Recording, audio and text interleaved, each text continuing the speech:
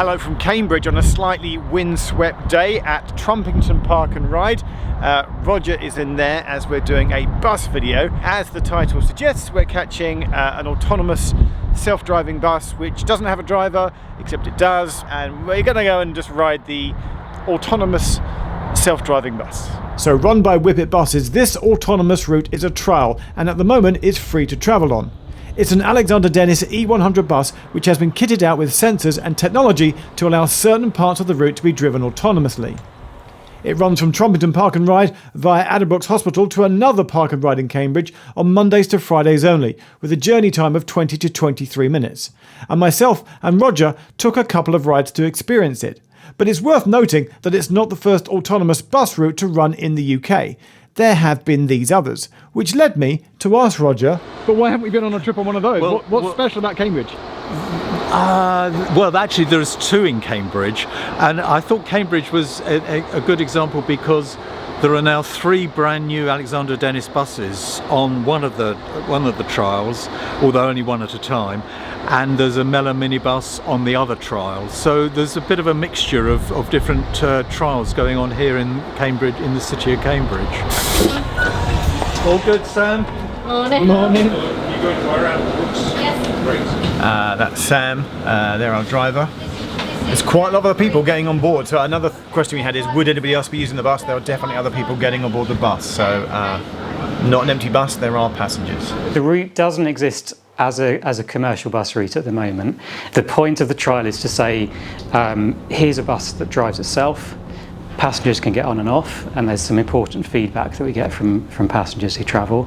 The route from Trumpington, where we are, runs to the Biomedical campus.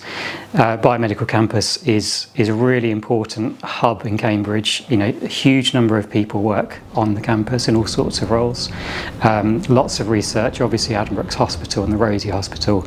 So it seemed a really good place to trial it and to ascertain, you know, what do people want? What do they look for? What can we do with buses in the future? There's certain seats on the bus where you can't sit when it's in autonomous mode. The zipper off. Well, it won't be in autonomous now. So she's departing under manual control, yes, and then it will go into autonomous mode. Once we get past the next junction, because they haven't done either immediate end of the route or the bit in the middle either. We've just gone into autonomous mode, leaving the Trumpington Park and Ride site, so we're now absolutely being driven by the technology and not the driver. Okay, my first impression is a little bit juddery in the acceleration, and as we braked for the lights there, it was kind of harsh braking. Yeah. They tell you not to stand, you have to be seated when in autonomous mode. This is quite a smooth acceleration though from the lights. That's good. I can see the wheel moving by itself. We're definitely in autonomous mode. Yeah. The bus is driving itself right now. The bus has to be on a route that's been programmed, so it's not self-driving and intelligent enough to do anything ad hoc. Okay, so the route has all been mapped out, all the road layouts have been planned. So the driver will take the bus in manual mode, as we call it, from the depot to the start of the route, and position it in such a way that the bus knows where it is and it's happy with its surroundings, it's understood everything and it recognises that. And at that point the driver pushes a button.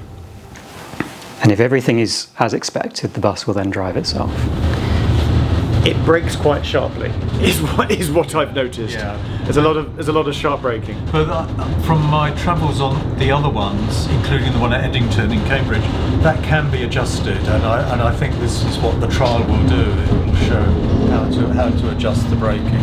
The one I had a ride on in Sunderland, for example, they really got it down to a T. It was like a human being braking. It was very good.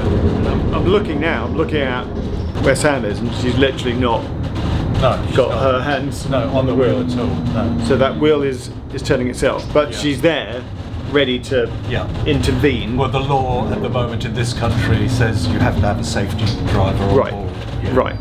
So we call them safety drivers or safety pilots, and legislation at the moment says there has to be someone sat in the seat who can have ultimate control of the vehicle. The trial is 2 routes. One of them we can do fully autonomous mode, so that's the route up in West Cambridge, which can run start to finish in autonomous mode. The CBC route, so where we are now, and the route that you've travelled on this morning, there are small sections of that where it's not possible at the moment to run in autonomous. And what I like about this trial is it's opened the door to lots of discussions around almost a kind of acceptance of what we do as drivers day to day, and the risks that we take, and the mitigation that we put in place, and the things that we accept happen. And when you take all of those things and you try and program a bus to do it, there are places where we're saying actually not at the moment. So there's a very small section of route at the back of the hospital where in a normal bus, the way that you have to drive around that route is either overhang a solid white line or overhang the pavement. And what we've said is at this stage in the trial on the autonomous bus is we're not going to do that at the moment, so the driver does that. We just pulled in at a bus stop and it came out of autonomous mode and into manual mode to stop at, where are we, Roger? I don't know where we are. It's the maternity unit at Addenbrooke. So we're at Addenbrooke right now. Okay. And then as we've come away from the bus stop, it's gone back into autonomous mode.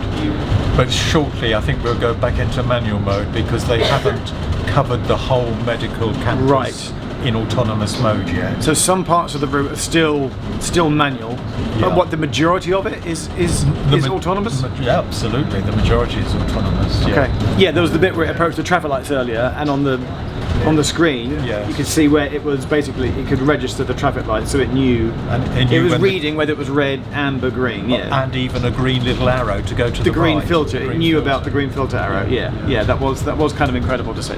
That is mad, isn't it? To see the steering wheel turning itself. I had to sit and watch it for a minute and be like, oh yeah, that's actually steering itself. Do you think in another 50 years time people will look at us discussing it here thinking, well, yeah, of course. Yeah, it's like the most normal thing in the world. But right now, it's strange to see. We're just not used to it. We're not used to it, okay.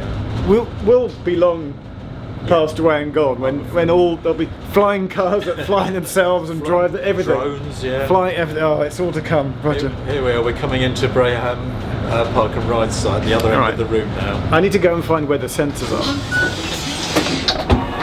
I'm going to do the pointy thing. Look, there's very clearly a sensor there at the front, and up here there's very clearly a sensor there. But you come down the side, anything protrude. That protrusion there, that's a sensor.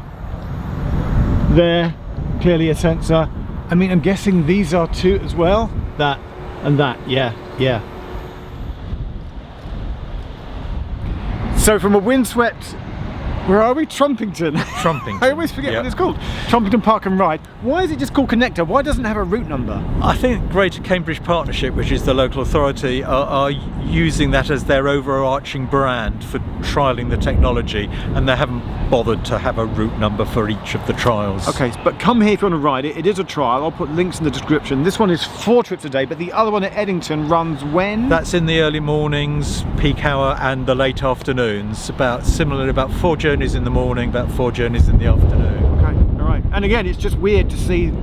I know I keep going on about this. Watching the steering wheel move by itself. Absolutely amazing. Okay. Worth coming for that. Okay, the future may be here. Roger, thank you. Thank you. Thanks for watching. See you in the next video. Bye.